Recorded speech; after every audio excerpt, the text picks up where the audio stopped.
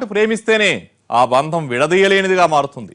అలాంటిది చిన్నప్పటి నుంచి ప్రేమిస్తూ ఉంటే ఆ ఎఫెక్షన్ ఎంత బలంగా ఉంటుందో చెప్పక్కర్లేదు. విశ్వం కూడా ఆమెపై విశ్వమంత ప్రేమను పెంచుకున్నాడు. వాళ్ళ లవ్ స్టోరీని ఓసారి చూద్దాం. ఆమె పద్మావతి, అతను విశ్వం. 2వ తరగతిలో ఉన్నప్పుడు ఏడుస్తూ కనిపించింది. ఎందుకు అంటే పెన్సిల్ ఎవరో కొట్టేశారని చెప్పింది. అతన్ని చూపించింది.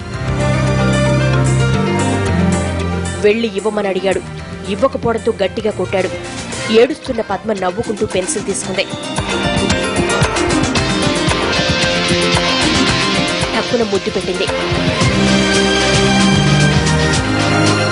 చెంప తుడుచుకుంటూ ఆమెనే చూశాడు.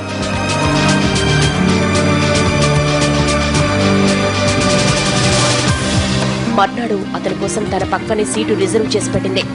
ఆ సంవత్సరమంతా పక్కపక్కనే కూర్చున్నారు. తనకు హోంవర్క్ చేసిచ్చేది.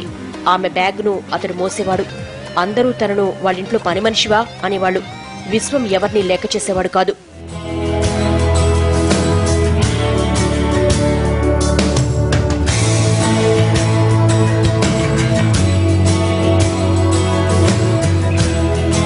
ఓ రోజు పద్మ స్కూల్కి రాలేదు. ఎందుకు ఏమిటి అని అందర్నీ అడిగాడు. ఎవరూ చెప్పలేదు. సరాసరి వాళ్ళింటికెళ్లాడు. ఇంట్లోకి వెళ్లాలంటే భయం వేసింది.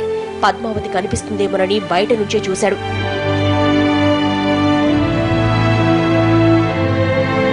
వాళ్ల నానమ్మ అతను చూసింది. లోపలికి పిలిచింది.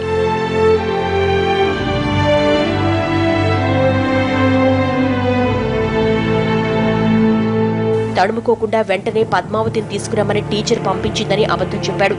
పద్మావతి 11 రోజుల వరకు రాదని చెప్పు అందామె. ఆమె మాటలు వింటున్నా పద్మ కోసం చుట్టూ వెతకసాగాడు. ఎక్కడా కనిపించలేదు. 11 రోజులు ఆమెను చూడకుండా ఎలా ఉండగలను అనుకున్నాడు. ప్రతిరోజు ఏదో ఓ వంకతో వాళ్ళింటికి వెళ్లేవాడు. ఆమె కోసం చూసేవాడు.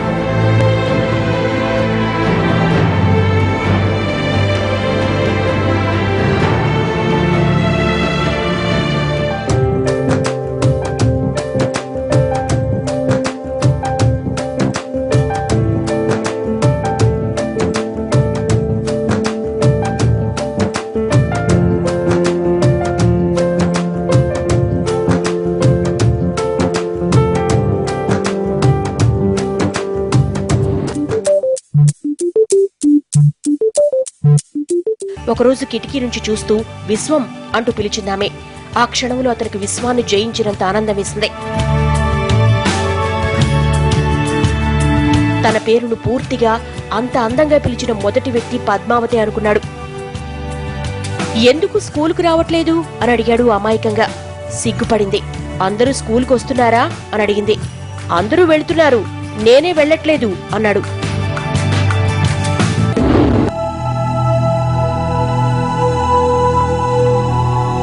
పద్మావతి అతనితో మాటలు తగ్గించింది. అతను మాత్రం ఆమెతో మాట్లాడేందుకు ప్రయత్నించేవాడు.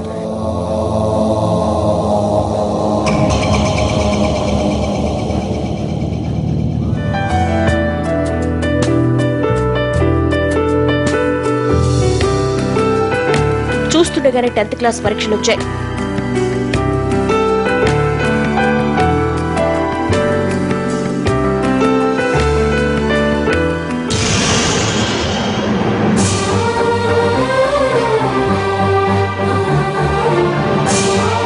చివరి ఎగ్జామ్ రోజు పద్మ లోపలికి వెళ్లకుండా ఏడుస్తూ కనిపించింది.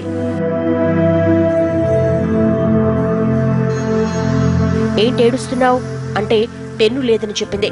వెంటనే తన పెన్నిచ్చాడు.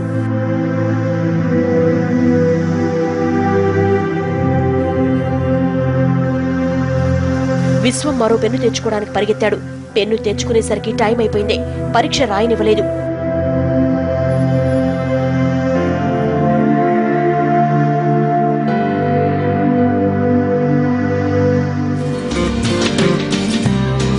అతను ఫెయిల్ అయినా ఆ బాధ కంటే ఆమెకు పెన్నివ్వడం ఎక్కువ ఆనందం కలిగించింది.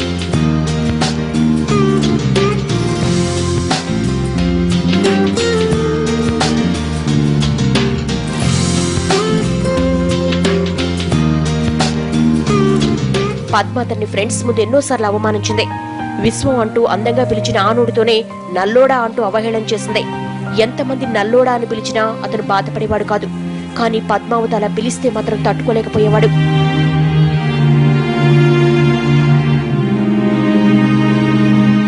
పద్మావతి కజిన్ రాజు ఎప్పటికప్పుడు ఆమె గురించి చెప్పేవాడు.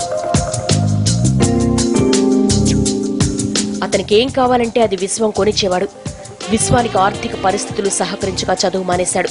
చదువు ఆపాడే తప్ప ఆమెను ప్రేమించడం ఆపలేదు.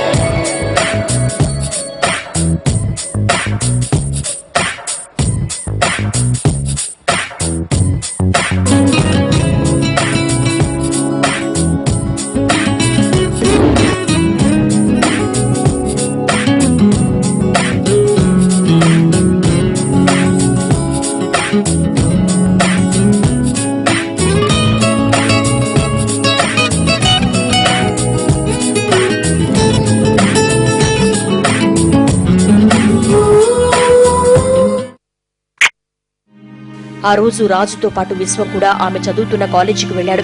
వాళ్ళ ఫ్రెండ్స్ కి రాజును తమ్ముడని చెప్పింది. విశ్వాన్ని మాత్రం పనివాడంటూ పరిచయం చేసింది.